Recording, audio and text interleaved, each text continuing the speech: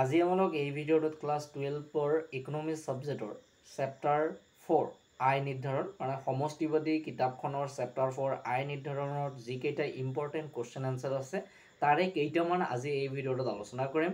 আগৰ ভিডিঅ'ত কিন্তু আমালোকে অলৰেডি জাতীয় আয়, মুদ্ৰা আৰু বেংক ব্যৱস্থা এই পাৰ্টকেইটাৰ ইম্পৰ্টেণ্ট কুৱেশ্যন আনচাৰ আলোচনা কৰিছোঁ। যদি কোনোবা ছাত্ৰ ছাত্ৰীয়ে দেখা নাই তেন্তে দেখি ল'বা, ঠিক আছে।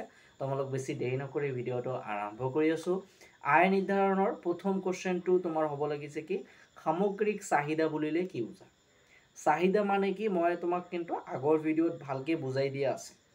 মানে মুদ্ৰা আৰু বেংক ব্যৱস্থাত চাহিদা এটা বস্তু সেইটো তোমাৰ জানিবই লাগিব, কাৰণ চাহিদাটো নহ'লে মানুহৰ লোভ লালসা কেতিয়াও নহ'ব, ঠিক আছে। তো উত্তৰ তোমালোকে যদি কুৱেশ্যনটো এনেকৈ আহে বা কুৱেশ্যন এনেকৈ আহিব পাৰে যে সামগ্ৰিক চাহিদা কাক বোলে, তোমালোকে তথাপিও উত্তৰটো এনেকৈ লিখিবা, ঠিক আছে। সৰ্বমুঠ চাহিদাক সাধাৰণতে সামগ্ৰিক চাহিদা বোলে। সৰ্বমুঠ চাহিদাক মানে সকলোবোৰ চাহিদাক একগোট কৰি একেবাৰে সামগ্ৰিক চাহিদা বোলে, ঠিক আছে।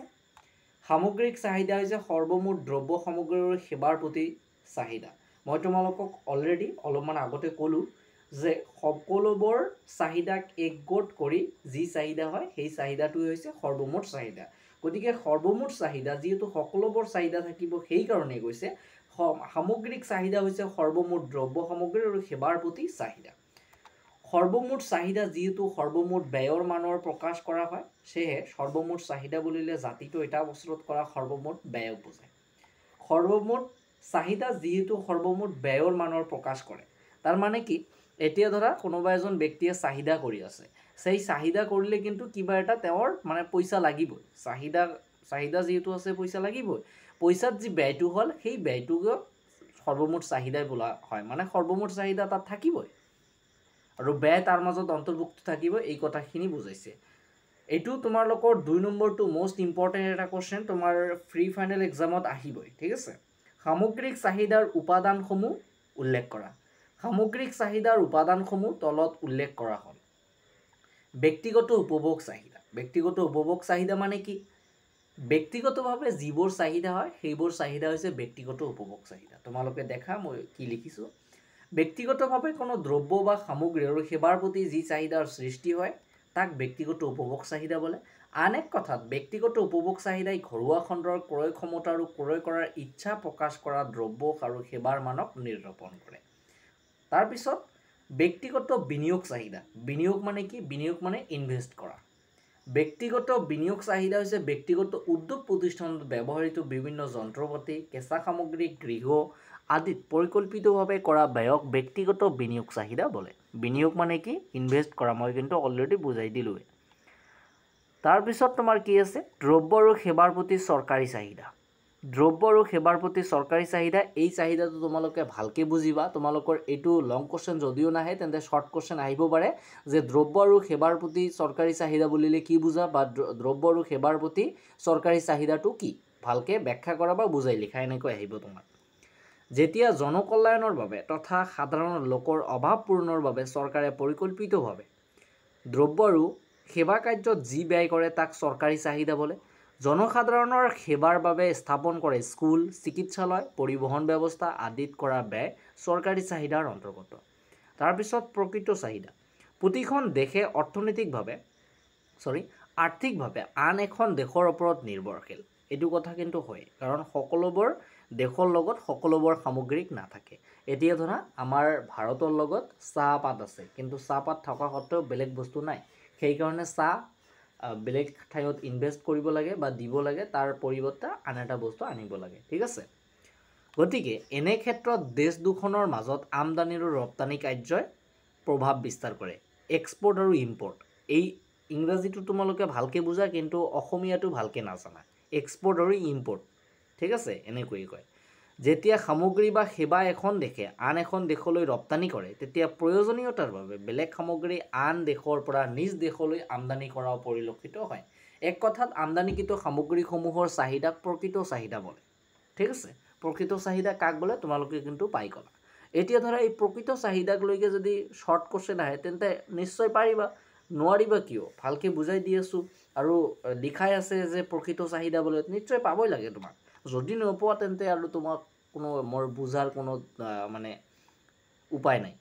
3 নম্বৰটো কি কৈছে সামগ্ৰিক যোগান কি ইয়াৰ উপাদানসমূহ উল্লেখ কৰা এক নিৰ্দিষ্ট সময়সীমাৰ ভিতৰত ইয়াৰ উপাদানসমূহ উল্লেখ কৰা এইটো যদিও নাহে এইটো তোমাৰ ইউনিট টেষ্টত আহিব সামগ্ৰিক যোগান কি এক নিৰ্দিষ্ট সময়সীমাৰ ভিতৰত এখন দেশে ক্ৰয়ৰ বাবে যিবোৰ সামগ্ৰী বা সেৱাৰ মুঠ যোগান উপলব্ধ থাকে তেনে সামগ্ৰী বা সেৱাৰ মুদ্ৰাগত মানকে সামগ্ৰিক যোগান বোলে মানেটো কি কৈছে এক নিৰ্দিষ্ট সময়সীমাৰ ভিতৰত এখন দেশ আছে এই দেশৰ ক্ৰয়ৰ বাবে যিবোৰ সামগ্ৰী কোনো এটা বস্তু এটা মানুহ বুজাই দিছো তোমাক ধৰি লোৱা কোনোবা এজন মানুহ আছে সেই মানুহৰ হাতত যিবোৰ বস্তু মানে কিনাৰ ক্ষমতা আছে যিবোৰ কিনাৰ ক্ষমতা থাকিলে মানে টকা পইচা আছে নিশ্চয় হাতত টকা পইচা যে আছে সেই টকা পইচা একেবাৰে মুঠ যোগান উপলব্ধ থাকে তেনে সামগ্ৰী বা সেৱাৰ মুদ্ৰাগত মানকে মানে যি বস্তুটো কিনিব সেই বস্তুটোৰ মুদ্ৰাগত মানকে সামগ্ৰিক যোগান বোলে বুজিছা নিশ্চয় সামগ্ৰিক যোগানৰ উপাদান দুটা তলত উল্লেখ কৰা হ'ল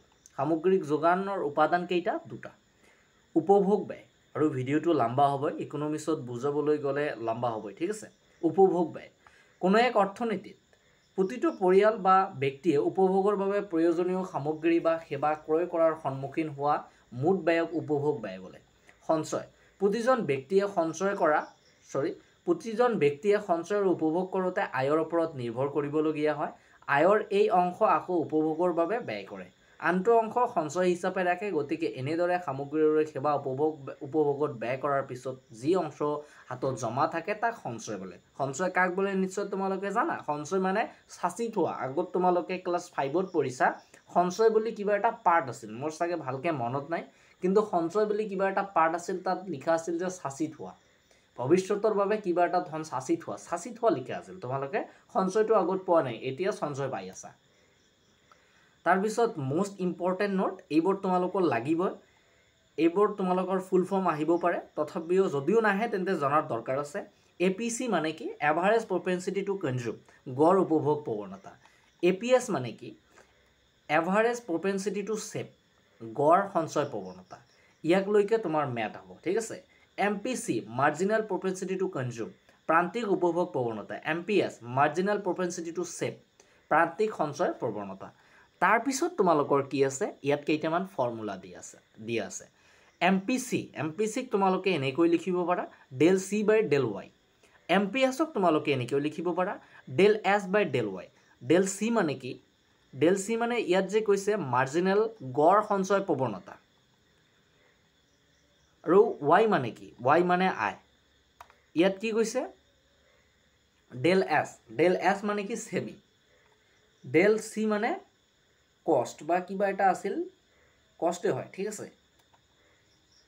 আৰু ডেল ওয়াই মানে আয় হয় মানে income MPC plus amps equal to 1 মানে এমপিসি আৰু এমপিএছৰ যোগফল সদায় 1 এতিয়া কোনোবা এখন কোশ্চেনত মানে এটা ম্যাথ কৰিব দিছে তোমাক এমপিসি দিছে এমপিএস দি আছে এমপিসি বাহিৰ কৰিব লাগে তেন্তে 1 দি মাইনাস কৰি দিবা তাৰ কাৰণটো কি আমালোক জানো যে এমপিসি আৰু এমপিএছৰ মান 1 তাৰ পিছত এমপিএস এনেকৈ বাহিৰ কৰিব লাগিব তাৰ পিছত কি আছে আই গুণক কে মানে কি কে মানে I K equal to 1 by MPS যেতিয়া ম্যাথ আহিব মই তোমালোকক বুজাই দিম K equal to 1 by 1 minus MPC এতিয়া বিনিয়োগ গুণক যদি বিনিয়োগ গুণক বাহিৰ কৰিব দিয়ে তেন্তে এনেকৈ বাহিৰ কৰিব লাগিব K equal to del Y আৰু del I del Y equal to যদি ডেল ওয়াই বাহিৰ কৰিব লাগে কে ইনটু ডেল আই আৰু ডেল আই যদি বাহিৰ কৰিব লাগে ডেল আই মানে কি ইনভেস্ট আৰু ডেল ওয়াই মানে কি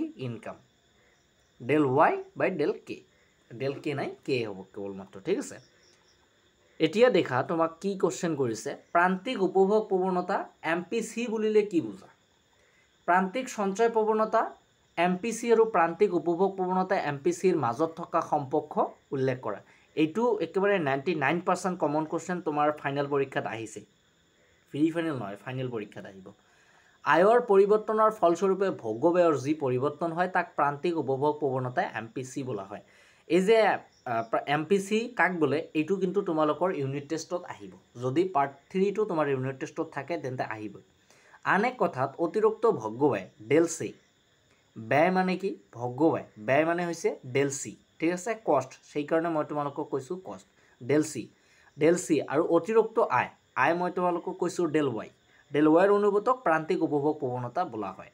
ইয়াত দেখা তোমালোকে ইয়াত কি লিখা আছে del C by del Y. গতিকে তোমালোকে ইয়াত লিখি দিব পাৰা যে এতেকে M P C equal to del C by del Y লিখিব পাৰি আমালোক, য'ত M P C equal to প্ৰান্তিক উপভোগ প্ৰৱণতা, ডেল চি ইকুৱেল টু ভগ্যবায়ৰ পৰিৱৰ্তন, ডেল ৱাই ইকুৱেল টু আয়ৰ পৰিৱৰ্তন। ডেল চি মানে কি ভগ্যবায়ৰ পৰিৱৰ্তন। আকৌ আয়ৰ পৰিৱৰ্তনৰ ফলস্বৰূপে সঞ্চয়ৰ যি পৰিৱৰ্তন হয় তাক প্ৰান্তিক সঞ্চয় প্ৰৱণতা বোলে। তোমালোকক মই এটা ট্ৰিক বুজাই দি আছোঁ। তোমালোকক যদি কয় যে প্ৰান্তিক সঞ্চয় প্ৰৱণতা আৰু প্ৰান্তিক উপভোগ প্ৰৱণতাৰ মাজত থকা সম্পৰ্ক, তোমালোকে আগত প্ৰান্তিক সঞ্চয় প্ৰৱণতা কাক বোলে লিখিবা, তাৰপিছত লিখিবা প্ৰান্তিক সঞ্চয় প্ৰৱণতা কাক বোলে, তাৰপিছত লিখিবা প্ৰান্তিক উপভোগ প্ৰৱণতা কাক বোলে। লিখি তোমালোকে একেবাৰে লাষ্টত কাটাকাটি কৰি দিবা, হৈ যাব। কাটাকাটি মানে একেবাৰে কাটি নিদিবা, ঠিক আছে, অলপ টেকনিক খটাব লাগিব। য'ত M P S equal to প্ৰান্তিক সঞ্চয় প্ৰৱণতা, ডেল এছ মানে কি সঞ্চয়ৰ পৰিৱৰ্তন, এই যে ডেলটো আছে ত্ৰিভুজ আকৃতিৰ এইটোক কয় ডেল মানে হৈছে পৰিৱৰ্তন, ডেল ৱাই আয়ৰ পৰিৱৰ্তন। এতিয়া আমালোক আহিম M P C equal to M P এছৰ সম্পৰ্ক। এম পি চি আৰু এম পি এছৰ যোগফল সদায় একৰ সমান, তোমালোকক মই ফৰ্মুলাত আগতে দি দিছোঁ, ঠিক আছে। এতিয়া M P C equal to M P S equal to 1, we know that y equal to C plus S. আমালোক কেনেকৈ লিখিব পাৰোঁ, চি মানে কি, চি মানে এম পি এছক আমালোক এছ বুলি লিখিব পাৰোঁ। আই মানে হৈছে ৱাই ইয়াত আমি লিখিব পাৰোঁ, য'ত y equal to I, C equal to ভগ্যবায়, অৰ এছ ইকুৱেল টু সঞ্চয়। ইয়াত আমালোকে এনেকৈ লিখিব পাৰোঁ or del Y equal to del C by del S. এই ডেলটো কি কাৰণত আহিল, কাৰণ পৰিৱৰ্তন হৈ গ'ল। উভয় পক্ষক যদি ডেল ৱাইৰে হৰণ কৰা হয় তেন্তে কি আহিব, ইয়াত del Y by del Y, del C by del Y plus del C by del Y. ইয়াত কটাকাটি কৰা, ইয়াত কি আহিব del C by del Y. তোমালোকে মনত কৰা আন এখন ফটো লৈ এম পি চি আমালোক লিখিব পাৰোঁ del S equal to del S by del Y. আমালোক কি লিখিব পাৰোঁ এম পি এছ। এতেকে M P C plus M P S equal to 1 প্ৰমাণিত হৈ গ'ল। তোমালোকক কুৱেশ্যনত কি কৈছে যে মাজত থকা সম্পৰ্কটো হৈছে যে ইয়াৰ যোগফল একৰ সমান, ঠিক আছে, একৰ সমান। তো ইয়াত প্ৰমাণিত হৈ গ'ল। এইটো অংক যদি আহে বা মেথটো যদি আহে তোমালোকে ভালকৈ কৰি দিবা, মই ভালকৈ বুজাই দিলোঁ। যদি বুজা নাই তেন্তে আৰু মোক কমেণ্ট কৰিবা, মই তোমালোকক বুজাবলৈ চেষ্টা কৰিম। এতিয়া আহিব তোমাক যে মই কৈছোঁ যদি এম পি চি থাকে তেন্তে এম পি এছ কেনেকৈ বাহিৰ কৰিব লাগিব, ফৰ্মুলাটো দিয়াই আছে। তো কোনো এক অৰ্থনীতিত প্ৰান্তিক উপভোগ প্ৰৱণতা এম পি চি 0.3 হ'লে প্ৰান্তিক সঞ্চয় প্ৰৱণতা এম পি এছ নিৰ্ণয় কৰা। গিভেন মানে দিয়া আছে M P C equal to 0.3। M P C plus M P এছৰ যোগফল কিমান মনত কৰা, 1 মানে 1। তো ইয়াৰ পৰা আমালোক 1 মাইনাছ দি দিওঁ, বাহিৰ হৈ যায়। We know that M P C plus M P S equal to 1, M P S equal to 1 minus M P C, M P S equal to 1 minus 0.3। M P চিৰ মান ইয়াত ইমানে আছে, এম পি এছ বাহিৰ হৈ গ'ল। এতিয়া মই ইয়াত এম পি এছ বাহিৰ কৰি দিলোঁ, এম পি এছ ইয়াতো বাহিৰ কৰিব লাগিব। ইয়াত মই বাহিৰ নকৰোঁ, তোমালোকে নিশ্চয় বুজিছা। ইয়াত এম পি চি আছে, মই এম পি চিটো বাহিৰ কৰা শিকাই দিওঁ তোমাক। একে ফৰ্মুলা একে, কেৱল মাত্ৰ যিটো থাকিব সেইটো সমান চিনৰ ইফালত সমান চিনৰ যিটো বাহিৰ কৰিব লাগিব সেইটো সমান চিনৰ ইফালে থাকিব, আৰু যিটো বাহিৰ কৰিব নালাগে বা যাৰ মান দিয়া থাকিব তাৰ লগত 1 মাইনাছ কৰি দিলে হৈ গ'ল। কোনো এক অৰ্থনীতিত প্ৰান্তিক সঞ্চয় প্ৰৱণতা এম পি এছ 0.6 হ'লে প্ৰান্তিক সঞ্চয় প্ৰৱণতা। আৰু তোমালোকে নিশ্চয় জানা যে পইণ্টৰ বিয়োগ কেনেকৈ কৰে। 1ৰ পৰা 0.8 গ'লে কিমান থাকে, 0.2 থাকে। গিভেন কি দিয়া আছে তোমালোকে লিখি ল'বা। তাৰপিছত we know that M P C equal to M P C plus M P S equal to 1। M P C ইয়াত থাকিব, এম পি এছ দিয়া আছে কিমান 1 মাইনাছ এম পি এছ। এইটো যদি এম পি এছ যদি ইফালে যায় তেন্তে মাইনাছ হৈ যাব, প্লাছৰ পৰা মাইনাছ হৈ যাব। তোমালোকে ক্লাছ 8ত শিকিছা। M P C equal to 1 minus 0.6, 1ৰ পৰা 0.6 গ'লে কিমান থাকে 0.4। আৰু যি বাকী কেইটা আছে কুৱেশ্যন মেথ যিকেইটা আছে তোমাক বুজাৰ দৰকাৰ নাই, তোমালোকে নিশ্চয় বুজিছা। এইবোৰ ইমান কঠিন অংক নহয়। যিটো আয় নিৰ্ধাৰণ আৰু বিনিয়োগ গুণক আছে সেইটো মই তোমালোকক ভালকৈ বুজাই দিম। ইয়াত 9 নম্বৰ কুৱেশ্যনটো কি কৈছে, স্বতন্ত্ৰ বিনিয়োগ আৰু অভিপ্ৰেত বিনিয়োগৰ মাজত থকা 4টা পাৰ্থক্য লিখা। এইটো কিন্তু তোমালোকৰ ইউনিট টেষ্টত আহিব পাৰে।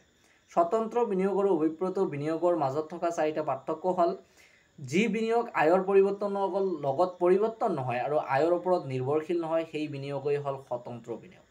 আনহাতে যি বিনিয়োগ অৰ্থনীতি এখনৰ পৰিৱৰ্তনৰ লগত পৰিৱৰ্তন হয় সেই বিনিয়োগই হ'ল অভিপ্ৰেত বিনিয়োগ, মানে ওলোটাটো। এটা মুখস্থ কৰিলে বেলেগটো মুখস্থ কৰাৰ দৰকাৰ নাই। স্বতন্ত্ৰ বিনিয়োগ হ'ল স্থিৰ বিনিয়োগ, আনহাতে অভিপ্ৰেত বিনিয়োগ হ'ল পৰিৱৰ্তনশীল বিনিয়োগ। ইয়াত যদি তোমালোকে লিখা যে অভিপ্ৰেত বিনিয়োগ পৰিৱৰ্তনশীল স্থিৰ বিনিয়োগ নহয়, তথাপিও হৈ যাব। 3 নম্বৰটো কি কৈছে? স্বতন্ত্ৰ বিনিয়োগ সাধাৰণতে চৰকাৰী খণ্ডই কৰে, আনহাতে অভিপ্ৰেত বিনিয়োগ ব্যক্তিগত খণ্ডই কৰে। স্বতন্ত্ৰ বিনিয়োগ ৰেখাডাল আনুভূমিক আকৃতিৰ হয়, আনহাতে অভিপ্ৰেত বিনিয়োগৰ ৰেখাডাল সাধাৰণতে ঊৰ্ধ্বগামী। তাৰপিছত 10 নম্বৰ কি কৈছে? প্ৰত্যাশিত বা পৰিকল্পিত বিনিয়োগৰ ধাৰণাটো ব্যাখ্যা কৰা। প্ৰত্যাশিত বা পৰিকল্পিত মানে কি? মই যিটো পৰিকল্পনা কৰি আছোঁ যে মই অহাকালি ধুবুৰীলৈ যাম, এইটো মোৰ পৰিকল্পনা। অহাকালি কিন্তু মই ধুবুৰীলৈ নাযাব পাৰোঁ, তাৰ কাৰণ বাস্তৱতা কিবা এটা মোৰ সন্মুখত আহি পৰিব, মোৰ বেলেগ কাম পৰিব, মই নাযাব পাৰোঁ। গতিকে মই যে ধুবুৰীলৈ যাম মই ভাবিলোঁ, এইটো মোৰ পৰিকল্পিত বিনিয়োগ। ইয়াততো ইনভেষ্টৰ কথা কৈছে বিনিয়োগ, সেইকাৰণে ভালকৈ বুজাই লোৱা। প্ৰত্যাশিত বিনিয়োগ হ'ল পৰিকল্পিত বিনিয়োগ। উৎপাদনকাৰী এজনে তেওঁৰ মজুত যি পৰিমাণে বৃদ্ধি কৰিবলৈ কল্পনা কৰে সেই পৰিমাণে মজুতৰ পৰিমাণ বৃদ্ধি নহ'ব পাৰে। মই যিটো ক'লোঁ যে মই ধুবুৰীলৈ যাম, মই ধুবুৰীলৈ নাযাব পাৰোঁ। অৰ্থাৎ পৰিকল্পিত বিনিয়োগৰ প্ৰকৃত বিনিয়োগ একে নহ'বও পাৰে। প্ৰকৃত বিনিয়োগ কি? প্ৰকৃত বিনিয়োগ হৈছে বাস্তৱতাৰ যিটো সন্মুখীন হ'ম, মই যে অহাকালি ধুবুৰীলৈ যাব নোৱাৰিম সেইটো। ধৰা হ'ল, ইয়াত উদাহৰণ সহকাৰে দিয়া আছে, ধৰা হ'ল এক্স দ্ৰব্যৰ উৎপাদনকাৰী এজনে বছৰৰ শেষত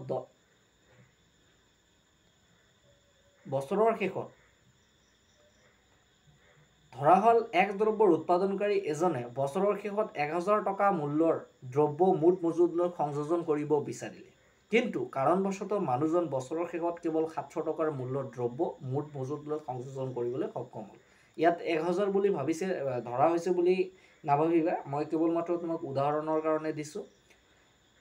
এই ক্ষেত্ৰত মানুহজনৰ প্ৰত্যাশিত বিনিয়োগৰ পৰিমাণ হ'ব 1000 টকা, প্ৰকৃত বিনিয়োগৰ পৰিমাণ হ'ব 700 টকা। নিশ্চয় বুজি পাইছা? ছাত্ৰ ছাত্ৰীসকল, আজিৰ ভিডিঅ'টো ইমানেই থাকিল, কাৰণ অলৰেডি ভিডিঅ'টো দীঘল হৈ পৰিছে। তো ছাত্ৰ ছাত্ৰীসকল, আজিৰ ভিডিঅ'টো ইয়াতে, আৰু তোমালোকে ভালকৈ কুৱেশ্যন এনচাৰবিলাক লিখি লোৱা, এইবোৰ কিন্তু বহুত ইম্পৰ্টেণ্ট হয়। ঠিক আছে? আৰু নেক্সট ভিডিঅ'ৰ কাৰণে অপেক্ষা কৰি থাকা।